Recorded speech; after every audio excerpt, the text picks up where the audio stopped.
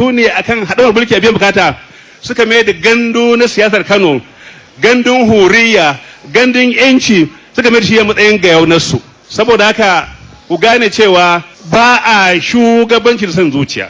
Shugabanci siffa ce ta Allah. A zo a waye gari a Kano yanzu a zo a ce wai a mai da ku matsayin mallakar wani gandunku, gandun iyayenku da ta ce a koma ya zama gayaunoni ba ce ba.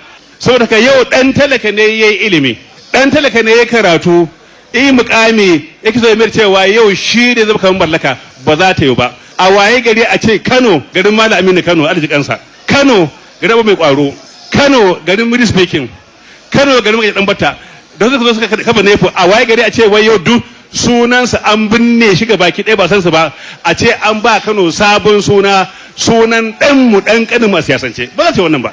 Da ko abin kunya ko abin kana da abin kunya kun ji kunya a ce yau gandunku na ainihin asali na 'ya'ya masu mutunci ya koma ga wani ha a ce yau an sake ku a ce mutumin Kano ɗan birni ana cewa da zama amma a ce ka sajar hula kun zama yan ƙauye wallahi kun zama yan ƙauye kun zama yan ƙauye domin an mallake ku.